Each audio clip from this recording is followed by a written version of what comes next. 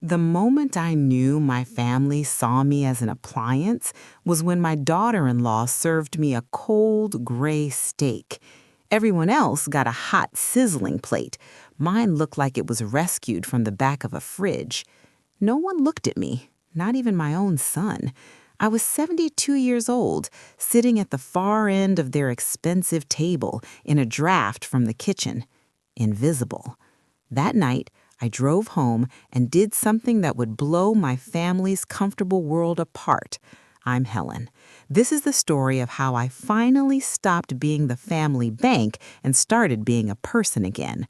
Before we begin, drop a comment below with your country and what time it is right now where you're watching, whether it's sunrise in Nairobi, midnight in Australia, afternoon in Canada, or evening in France. I want to know. Don't forget to like and subscribe. Don't just sit back. Tell me where in the world you are. Now, let's dive into the story. Let me set the scene. The house was in a fancy part of Hartford, Connecticut. Big windows, fancy smells. My son, Andrew, and his wife, Claire, they had it all, or they seemed to.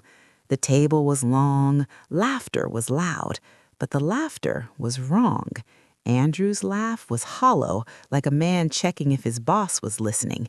He used to laugh with his whole chest. Not anymore. Then the food came. Claire carried the plates.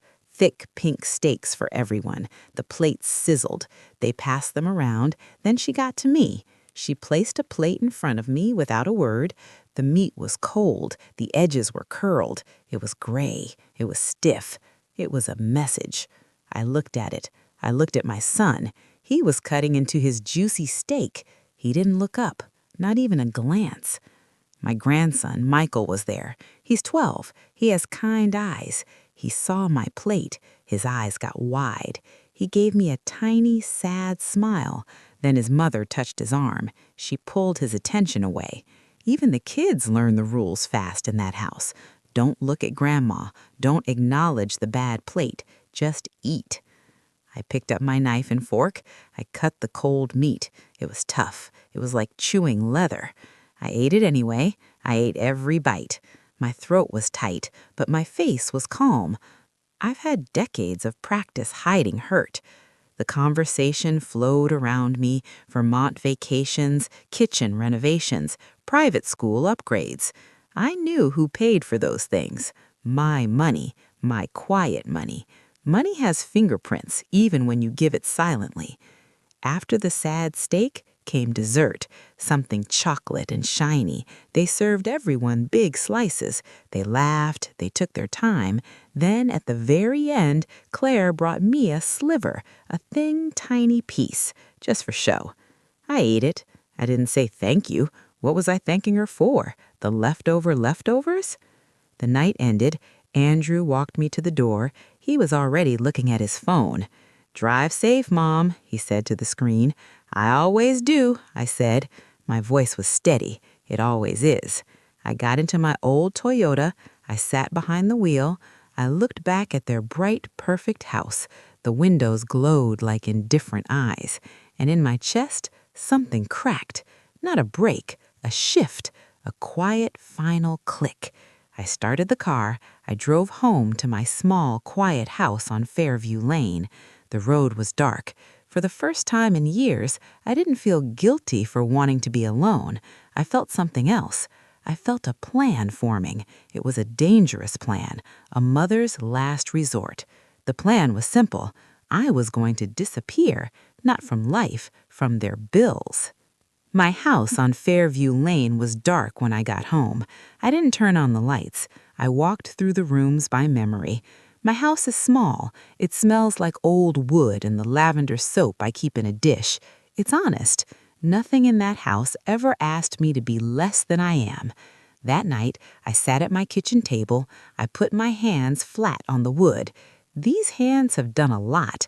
They typed paychecks for 40 years. They held my husband, Thomas, when he was sick. They rocked my son, Andrew, when he cried. They signed check after check after check for his life. I sat there in the dark.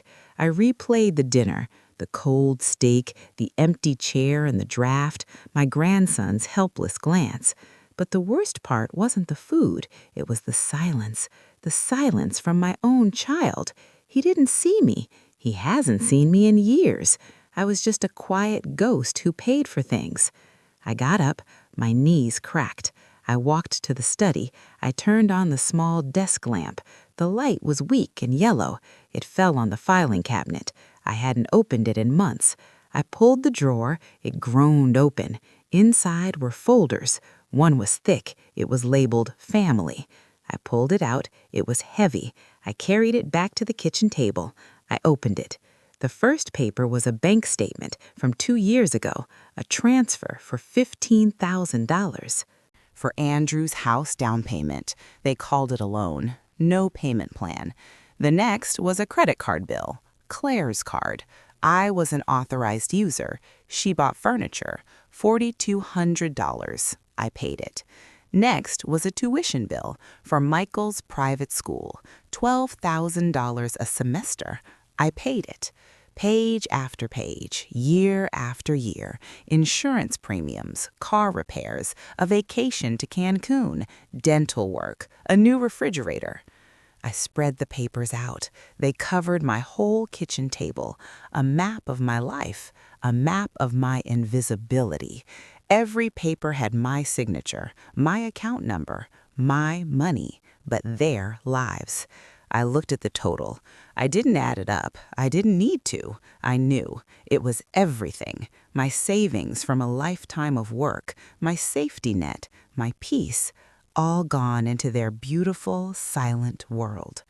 A cold feeling settled in my stomach. It wasn't anger. It was clarity, sharp, clear, and quiet. I had done this. I had said yes every time. I had wanted to help, but help became habit. Habit became expectation, and expectation became this cold steak on a fancy plate. I gathered the papers. I put them back in the folder. My hands were steady. My heart was a slow, hard drum. I knew what I had to do. It wasn't about the money, not really. It was about the price. The price was me. I had disappeared, and tonight I decided to come back. The plan was simple, but it was nuclear. I would cut them off, all of it, every automatic payment, every shared account, every credit card. I would take my financial life back. Therefore, they would have to face their real life for the first time. I knew it would cause an earthquake. I knew they would hate me. I knew my son might never speak to me again. But here is the terrible truth I finally understood. He wasn't speaking to me anyway. He was speaking to my bank account, and I was tired of listening. I went to bed. I didn't sleep. I stared at the ceiling. I thought about Andrew as a little boy, how he would climb into my lap after a nightmare, how he would whisper, "I love you, Mommy." That boy was gone. The man he became saw me as a tool, a thing, a resource, and I had let him. I had taught him that by never saying no, by never showing him a limit. That ends tonight, I thought. That ends right now. When the sky turned from black to gray, I got up. I put on my gray slacks and a blue blouse. I made tea. I didn't drink it. I looked at my reflection in the kettle, an old woman, wrinkles, tired eyes, but for the first time I saw a spark, a tiny fire. It was me, Helen, still in there. I picked up the family folder. I walked out the door. I got in my car. I drove to the bank. The sun was just coming up. The streets were empty. My hands were calm on the wheel. I was not calm. I was resolved. There is a difference. Calm is peaceful. Resolved is ready for war. I was ready. The bank in downtown Hartford opened at 9 a.m. I got there at 8:30. I sat in my car. I watched people walk into coffee shops, normal people with normal problems. My problem was not normal. My problem was that I had been too good, too quiet, too generous for too long. At 9:05, I walked in. The air was cool and smelled like carpet cleaner. A young man at the desk smiled. "Can I help you?" "I need to see Laura Jennings," I said. My voice was firm. He typed. He nodded. "She'll be right out." Laura was my financial advisor. She was in her 40s, smart, sharp. She had helped me before. She came out with a smile. "Helen, good to see you." The smile faded when she saw my face. She saw the folder. She knew. "Come back to my office," she said. Her office was small, a plant, a picture of her kids. We sat. I placed the folder on her desk. "Laura," I said, "I need to make changes, big ones." She opened the folder. She flipped through the pages. She saw the patterns, the endless transfers, the shared accounts. Her face got serious. "These automatic payments to your son's accounts," she said. "Yes," I said. "I want to stop them, all of them, today." She looked at me, not with pity, with respect. "Okay," she said, "we can do that. It will take some forms. Some accounts will notify the other users." "That's fine," I said. "What about the joint checking? Andrew is a signer." I took a breath. This was the big one, the account where my pension landed, the account he used like his own. "Remove him," I said. "I want him off, completely." Laura paused. "Helen, are you safe? Is someone forcing you to do this?" I almost laughed. "No, Laura, I'm forcing myself for the first time in 20 years. She nodded. She understood. She began to type. Click, click, click. The sound of my old life unlatching. We filled out form after form. Each signature felt like taking a piece of myself back. My hand didn't shake. The pen moved smooth and sure. This was my power, my name, my choice. After an hour, it was done. "The changes are processing," Laura said. "The credit cards are frozen. The auto pays are stopped. Andrew's access is revoked. It's done." I stood up. My legs held me. "Thank you, Laura." She stood too. She looked me in the eye. "That was very brave, Helen." I shook my head. It wasn't brave. It was necessary. I left the bank. The sun was higher now. It was warm on my face. I drove home. The silence in the car was beautiful. It was my silence. For the first time, I knew what was coming next. A storm, a hurricane of their anger. But the quiet inside me was stronger. I was an island, and I was ready for the waves to crash. The first wave hit at 11:23 a.m. My phone buzzed on the kitchen counter. It was Claire. I let it ring. It went to voicemail. A minute later, it buzzed again. Andrew. I let it ring. The silence after it stopped was loud. I was making soup, chicken noodle, from scratch, a normal thing, a calming thing. The phone buzzed again, a text. Andrew. "Mom, call me. Something's wrong with the card."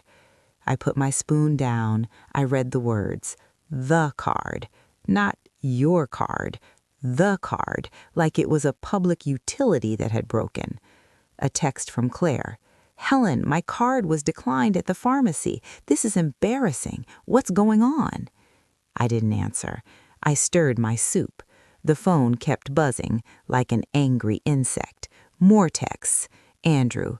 "Did the bank freeze our joint account? They won't tell me anything." I put the phone face down on the counter. The buzzing was muffled. It sounded far away. I ate my soup at the table. The sun came through the window. It was a nice day. Outside, my neighbor was gardening. Life went on. In my kitchen, a war had started, but I was not fighting. I was just sitting, eating soup. It was a strange feeling. I held all the power because I held the silence. The next call was from a number I didn't know. I answered. "Grandma?" It was Michael. His voice was small, worried. "Hi, sweetheart," I said, my voice soft. "Are you okay?" He took a shaky breath. "Dad's really mad. Mom, too. Dad tried to get gas and the pump shut off. He was yelling at the bank on the phone." My heart ached. For him, not for them, for him. "Are you okay?" I asked. "Yeah," he whispered. "But did you do something with the money?" He was a smart kid, honest. I made some changes, Michael, I said, changes that were a long time coming. He was quiet. Then he said, because of last night, the steak? The kid saw everything. Partly, I said, but mostly because I got lost, and I'm trying to find my way back. He understood. I could hear it in his silence. I'm sorry they're mean to you, he said. Those words, from a 12-year-old boy, they unlocked a pain in my chest so deep I couldn't breathe for a second. Thank you, Michael, I managed to say. You're a good boy. Don't worry about the adults. We make our own messes. We hung up. That conversation was an anchor. It told me I was doing the right thing. The rest of the afternoon was a symphony of buzzing phones. The texts got angrier, more desperate. Claire, the school called. Tuition didn't go through. This is humiliating. Andrew, Mom, the mortgage bounced. They're charging a late fee. You can't do this without warning. I didn't answer. I folded laundry. I watered my plants. I took a walk. With every silent minute, my strength grew. Their words were just noise from a world that didn't exist anymore. My world was quiet. My world was my own. As dusk fell, I saw headlights pull up outside. 2 doors slammed. Angry voices. I didn't turn on my porch light. I stood in my dark living room. I peeked through the curtain. Andrew and Claire were on my sidewalk. Andrew was pacing. Claire had her arms crossed. She was pointing at my house. I couldn't hear them, but I could see their mouths moving fast, sharp shapes, angry shapes. Andrew marched up to my door. He knocked hard, pounding. Mom, open up. We know you're in there. I didn't move. I stood in the dark. I watched my son's shadow through the frosted glass. He was a stranger, an angry, entitled stranger. He tried the doorknob. It was locked. Of course it was locked. He should know that. Claire shouted from the sidewalk, "This is ridiculous, Helen. We need to talk." Her voice was sharp, a command, not a request. I didn't flinch. The old me would have run to the door, would have apologized, would have fixed it. The new me just watched.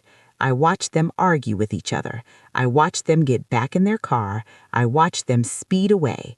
Their taillights vanished down Fairview Lane. I let out a long, slow breath. The house was silent again, but it was a different silence. It was a silence I earned.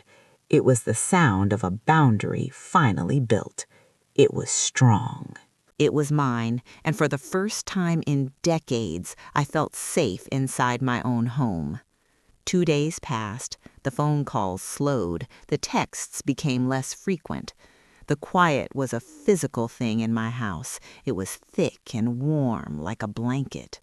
I moved through my days slowly. I made small meals. I watched the birds at the feeder. I read a book. Normal things, simple things. But every action felt huge because every action was mine. My choice, my time, my life. But the quiet outside was a lie. I knew the storm was still raging, just somewhere else, at their big house, in their expensive cars. They were drowning, and for the first time, I was not throwing them a rope. I felt guilty. Of course I did. I'm a mother. The guilt was an old habit, a muscle that flexed on its own. But I didn't pick up the phone. I didn't fix it. I let the guilt sit there. I examined it, and I saw it for what it was, a ghost. The ghost of the woman I used to be, the fixer, the silent supporter. That woman was gone. On the 3rd morning, my doorbell rang. It was a soft, polite ring, not like Andrew's pounding. This was different. I looked through the peephole. It was a woman, mid-50s, smart coat. It was Lisa, Claire's sister. We'd met at holidays. She was always quiet, observant. I opened the door. "Helen," she said. She gave me a small, tired smile. "I'm sorry to drop by." "It's all right, Lisa," I said. "Come in." She stepped into my hallway. She looked around, not with judgment, but with curiosity. She saw the pictures, the worn sofa, the peace. "Can I get you tea?" I asked. "No, thank you," she said. She twisted her hands. I'm here because Claire is a wreck. Andrew is furious, but he's also scared." I nodded. I didn't say anything. I let her talk.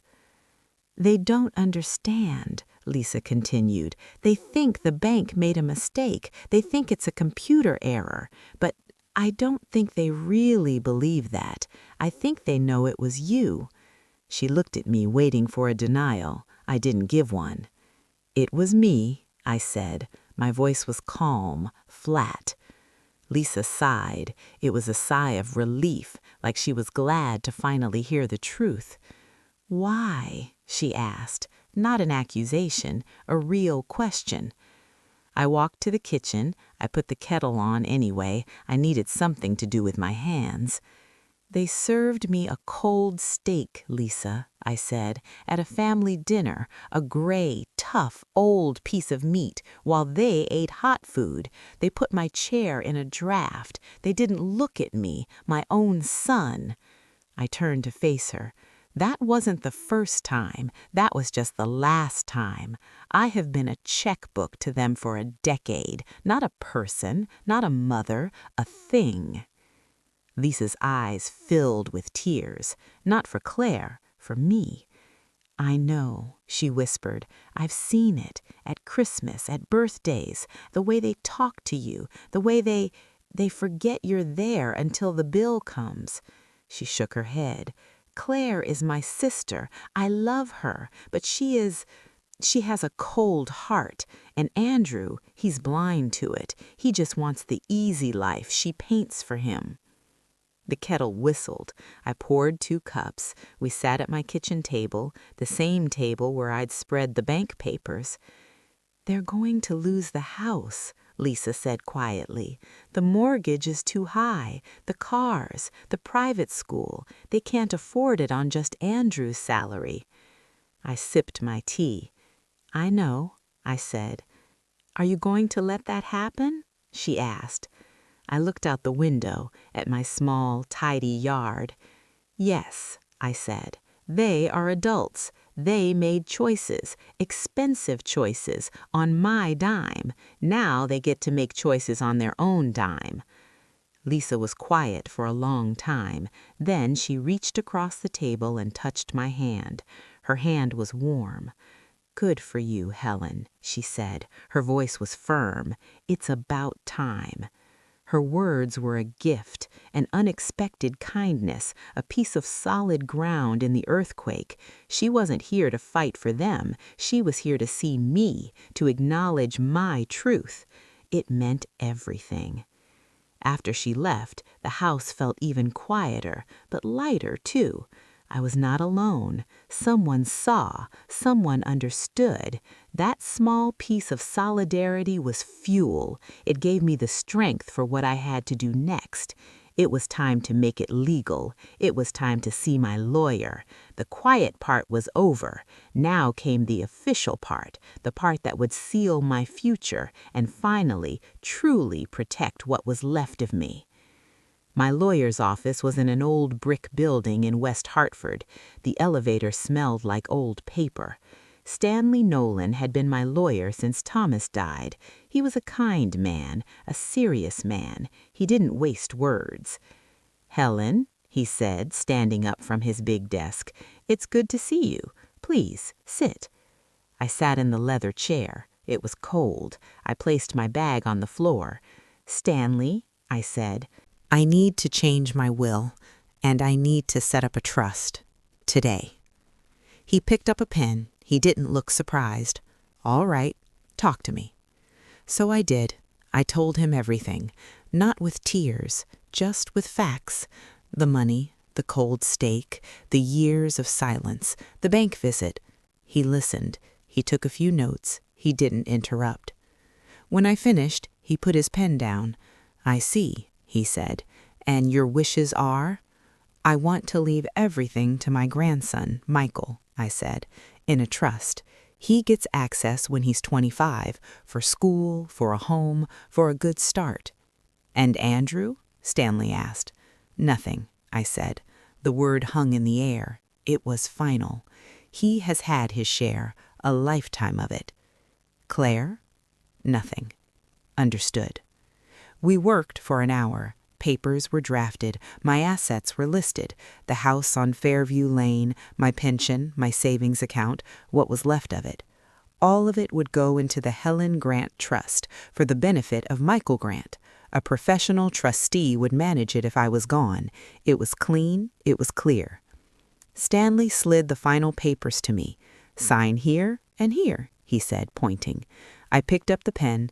I thought of Michael's kind eyes, his soft voice on the phone, his honest heart. I signed my name, Helen Grant. The signature was strong. It was a promise to him, a promise that his goodness would be rewarded, a promise that the family's poison stopped with me. I left the lawyer's office with a thin folder. It felt heavy. It held the rest of my life, my real legacy, not the money I gave away, but the money I protected for a boy who saw me. When I got home, there was a car in my driveway, a sleek silver car I didn't recognize. A man in a suit was standing on my porch. He looked official. My heart jumped. Had they sent someone? A process server? Was I being sued? I parked on the street. I walked slowly to my door. The man turned. He was young. He had a briefcase. "Mrs. Grant?" he asked. "Yes," I said, my voice wary. "My name is David Chen. I'm from Fairview Senior Services. Your neighbor Irene referred you. She said you might be looking for some part-time remote work, data entry for the community newsletter." I stared at him. I blinked. This wasn't a lawsuit. This was a job offer. Irene, my sweet, quiet neighbor. She had seen me alone. She had seen my strength, and she had thrown me a rope, not to save me, but to help me stand taller. Yes, I stammered. I was a bookkeeper for 40 years. He smiled. Perfect. Could we talk for 10 minutes inside? I unlocked my door. My hands were shaking, not from fear, from a sudden, overwhelming flood of hope. The world was not just taking things away, it was also offering something back, a purpose, my own purpose, not as a mother, not as a bank, as Helen, the bookkeeper. The meeting was quick. The job was simple, 10 hours a week from home. It paid a little, but it was mine, my work, my effort. When David Chen left, I closed the door and leaned against it. I looked up at my ceiling, and for the first time since this began, I didn't feel like a warrior. I felt like a person with a future, a small, simple, honest future, and it was enough. The job was a tiny life raft, 10 hours a week entering data for the community newsletter. I sat at my kitchen table that Monday, my old glasses perched on my nose, and I started. I typed names, addresses, dates. My fingers remembered the rhythm of work.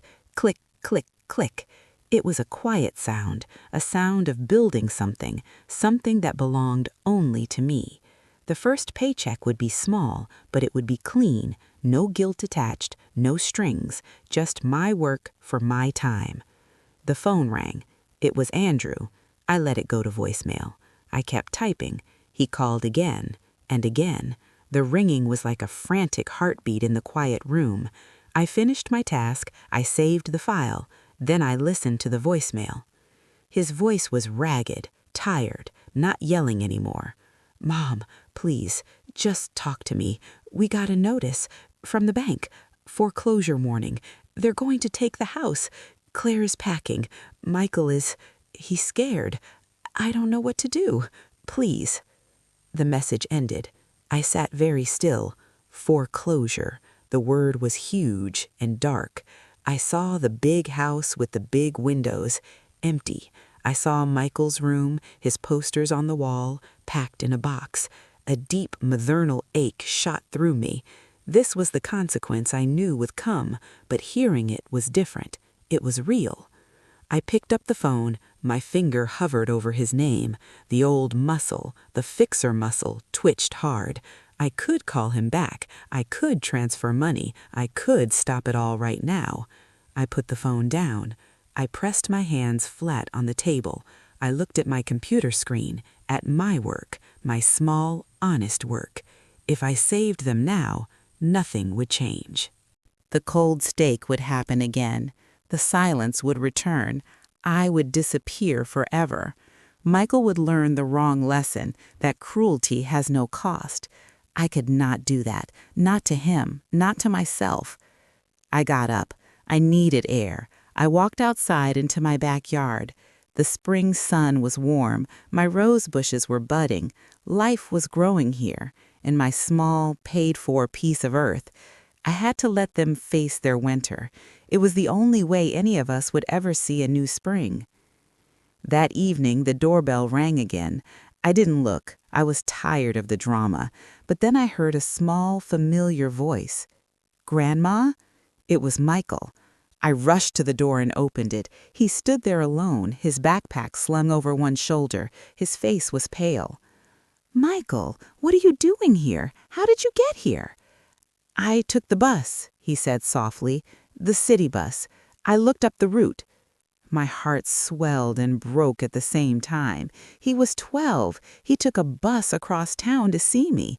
Come in," I said, pulling him inside. He looked so small in my hallway.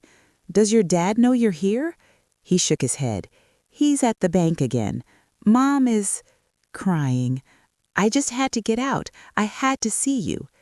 I made him hot chocolate. We sat at the table. He clutched the mug. "They're selling stuff," he whispered. "On the internet. Mom's jewelry. The big TV from the den." He looked at me, his eyes huge. "Are we poor now, Grandma?" Oh, that question. It sliced right through me. "No, sweetheart," I said, my voice thick. "You're not poor. Your parents are just learning how to live on what they make. It's a different way of living. It's not bad. It's just real." He nodded slowly, trying to understand. "Dad said you stopped loving us." The words were a punch. I reached out and took his hand. "Listen to me," I said. "What I did has nothing to do with love. I love you more than anything. That will never stop. What I stopped was the money. The money was covering up problems. It was like a bandage on a broken bone.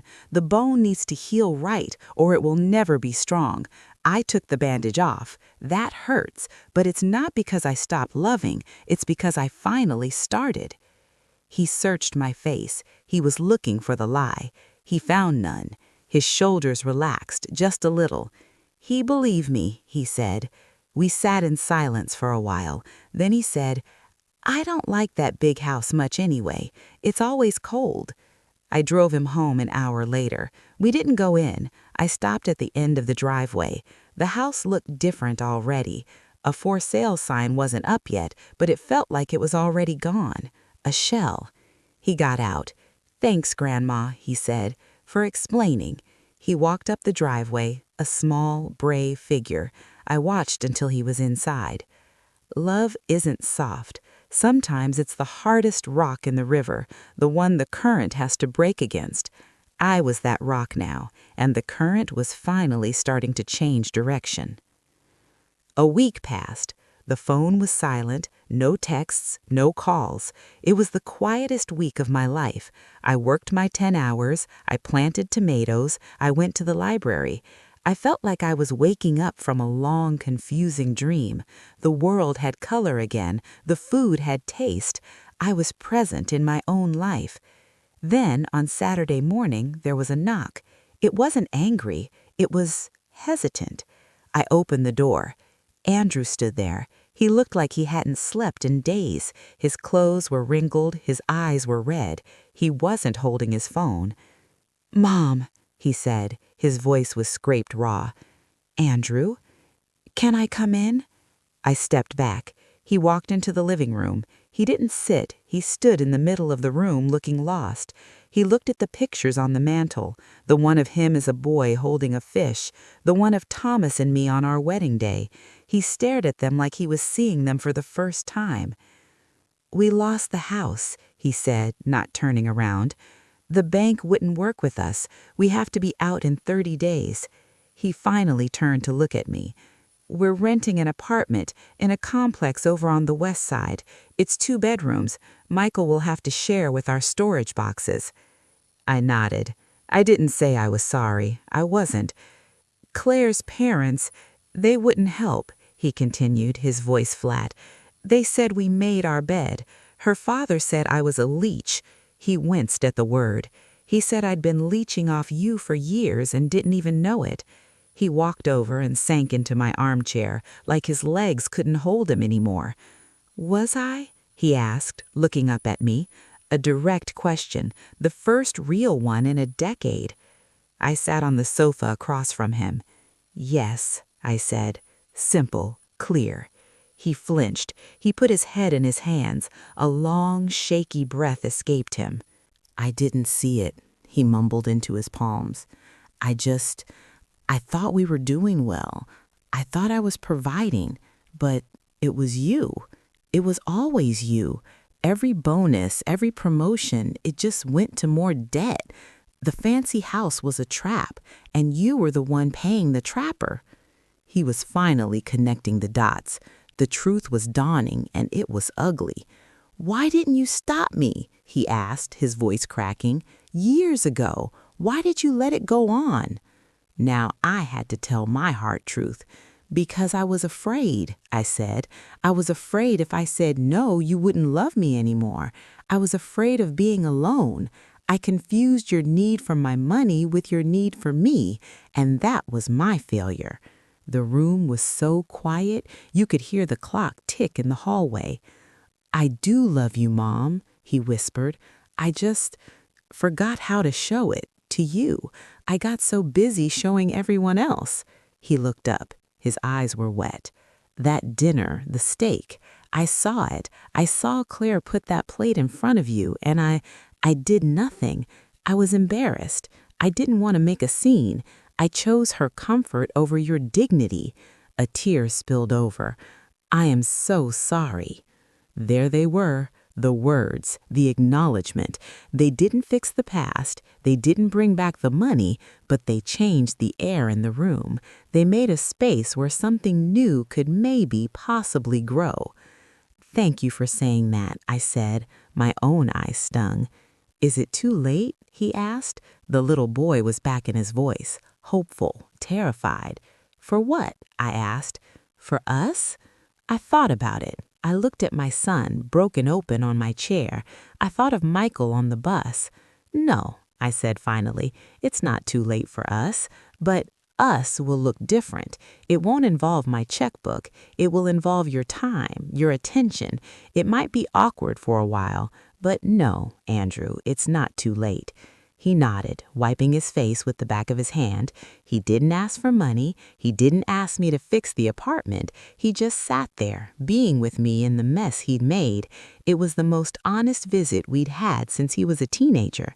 It was a start, a fragile, painful, real start.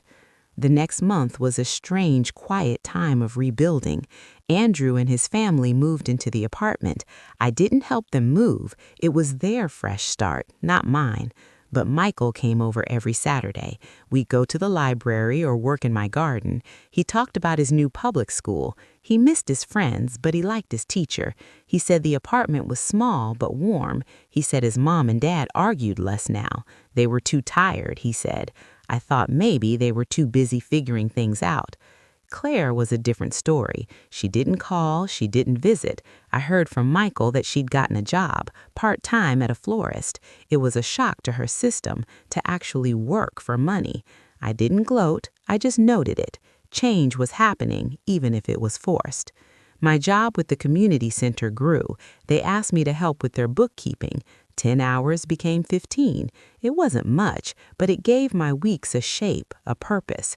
I had colleagues, sort of, people who said, "Good morning, Hallen," and asked about my weekend. It was nice. Then, one Tuesday afternoon, my doorbell rang. It was Claire. She stood on my porch holding a bakery box. She looked older. Her perfect hair was in a simple ponytail. She wore jeans and a sweater. No jewelry. "Helen," she said, "can I come in for a minute?" I was so surprised I just nodded. She stepped in and held out the box. "These are from the shop, day-olds, but they're still good." "Thank you," I said, taking it. We stood awkwardly in the foyer. I'm not good at this," she began, looking at the floor. "I was raised to look a certain way, to have certain things. Andrew was my ticket to that, and you were the safety net. I never thought of you as a person. I thought of you as a function, a bank, a grandma-shaped ATM." She forced herself to look at me. Her eyes were hard, but not with anger, with shame. "What I did at that dinner, it was cruel. It was a power move, a stupid, petty power move to make myself feel in control of something. I'm sorry." Another apology. This one was harder for her. It was less emotional, more clinical, but it was real. She was diagnosing her own sickness. "I appreciate you saying that, Claire," I said. She nodded, tight-lipped. "I'm not asking for anything. I just needed to say it." She turned to leave, then paused. "Michael talks about you all the time. He loves you. You're the best part of his week." And with that, she left. The visit lasted 3 minutes. It changed nothing, and it changed everything. The war, it seemed, was over. Not with a bang, but with a box of day-old muffins and a stiff apology. It was enough. That night, Andrew called. Not about money. He called to tell me he'd fixed a leaky faucet in the apartment by himself. He sounded proud. A small, silly thing, but it was his thing, his victory. We talked for 10 minutes about his job, about Michael's science project. It was a normal conversation, a conversation between a mother and a son. It felt like a miracle. The dust was settling, and through the clearing haze, I could finally see the shape of my new life. It was smaller, it was quieter, but for the first time in so long, it was truly, completely mine. The seasons turned. Summer came to Fairview Lane. My roses bloomed, big and red and wild.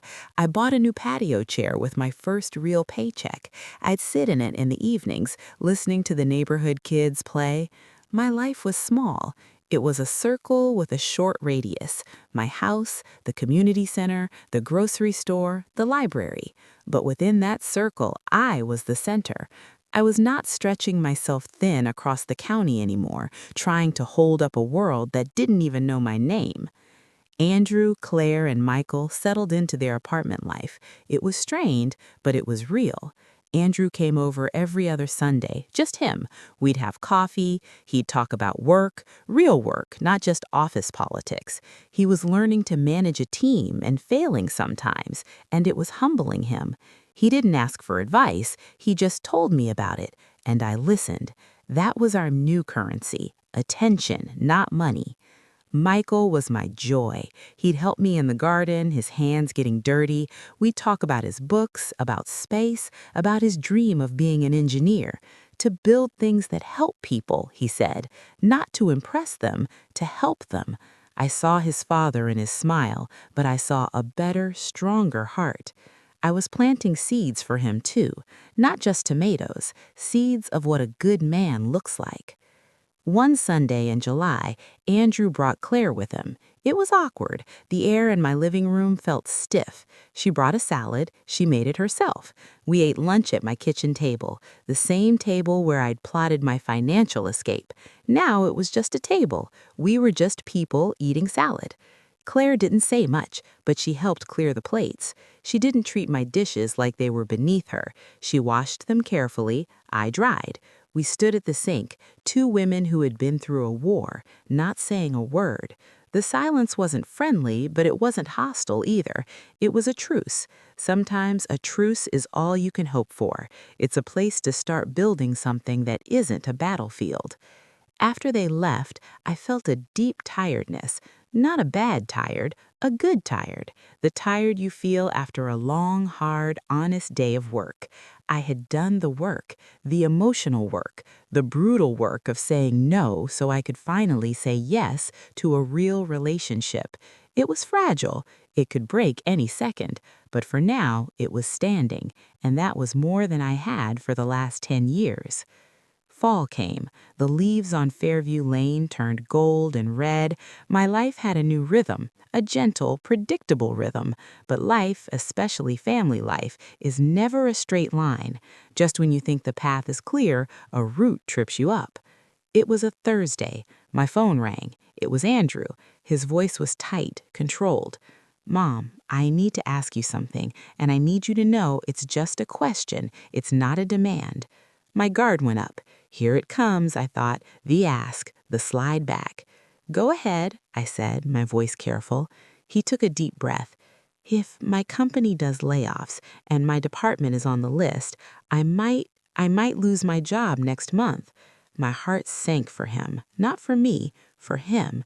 The fear in his voice was real, the old fear, a failure, the fear he'd been covering up with my money for years.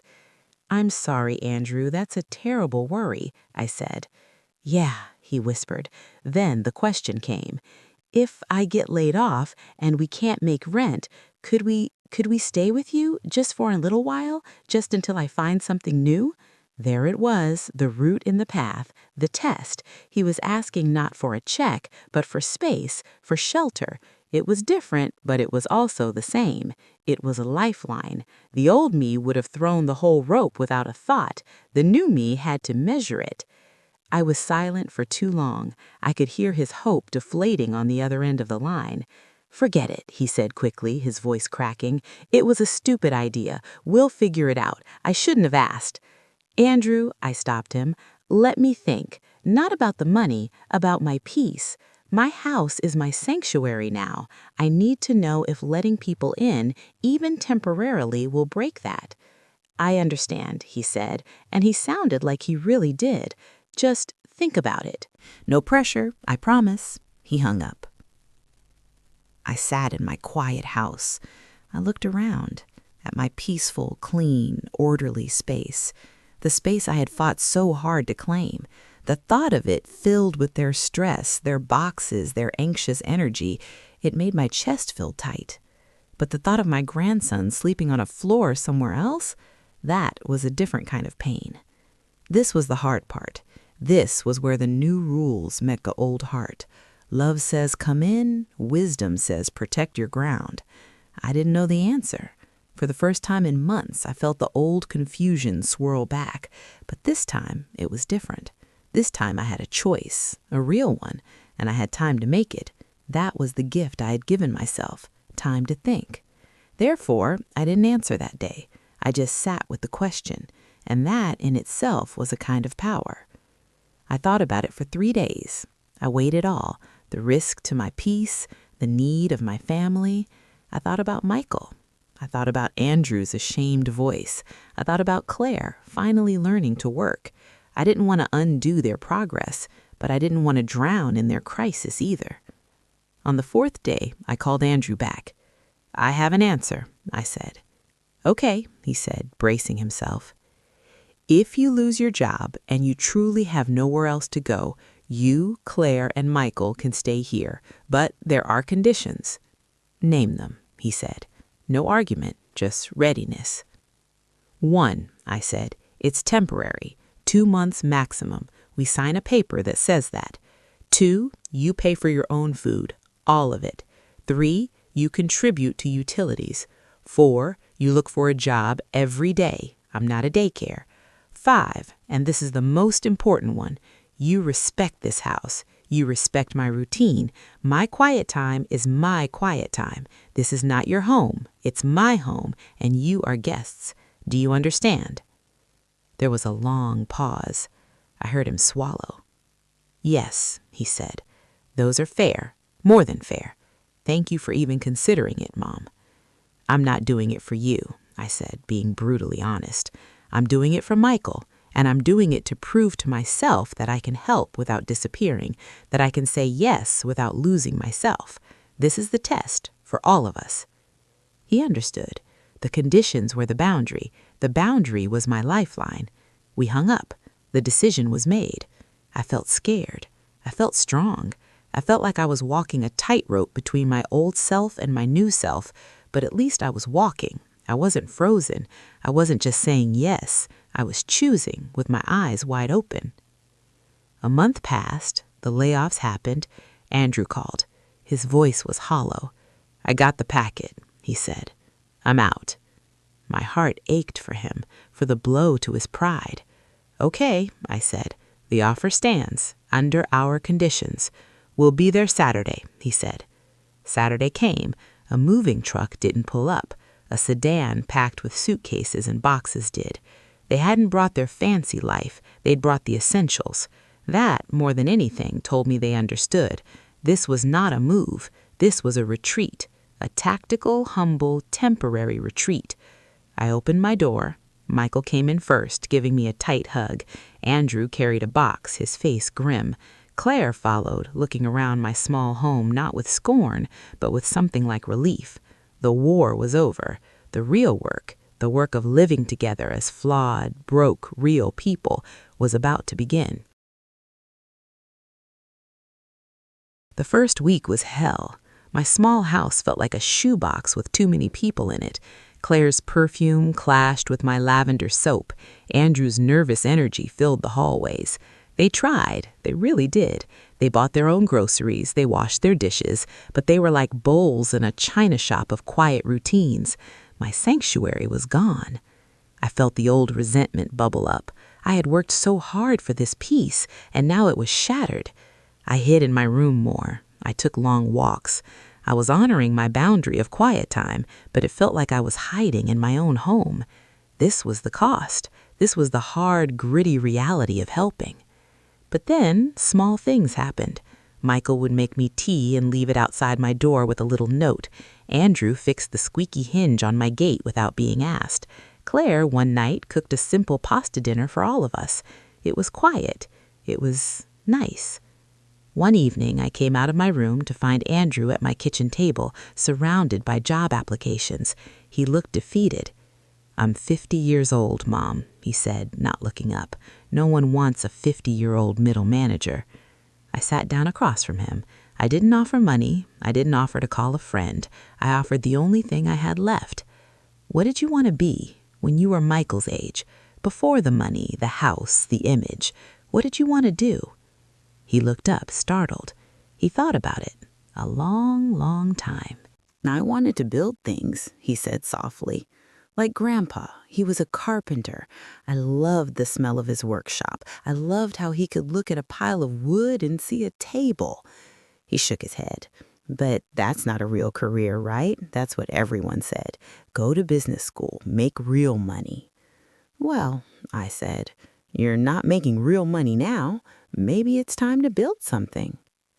The next day, he left the house and didn't come back until late. He went to the library. He went to the community college. He was researching trades, carpentry programs, plumbing, real tangible skills. He wasn't chasing a title. He was chasing a purpose. For the first time, I saw a spark in his eyes that wasn't about impressing anyone. It was about making something. I had given him shelter, but in asking him that one question, I had given him something better, a direction. The tightrope felt steadier. I wasn't carrying them. I was standing firm, and they were learning to walk alongside me. The 2-month mark was approaching. The tension was back, but it was a different kind. It was the tension of an ending. Andrew had enrolled in a fast-track carpentry certification program at the community college. It would start in 6 weeks. He'd used his severance to pay for it. Claire had picked up more hours at the florist. They had saved enough for first month's rent and a security deposit on a small 2-bedroom rental house, a real house, not an apartment, a modest one in a normal neighborhood. They were ready to leave. The night before they moved out, we had a dinner. Claire cooked. We ate at my kitchen table, now scarred with coffee cup rings and homework notes. It felt lived in. It felt like a family table, not a war room. Thank you, Helen, Claire said, raising her glass of iced tea, for letting us crash your life, and for the tough love. We needed it. Andrew nodded. You saved us, Mom, not with money, with truth, and with a door that wasn't just always open, it was open on your terms. That's what made it mean something. I felt a lump in my throat. They got it. They finally, truly got it.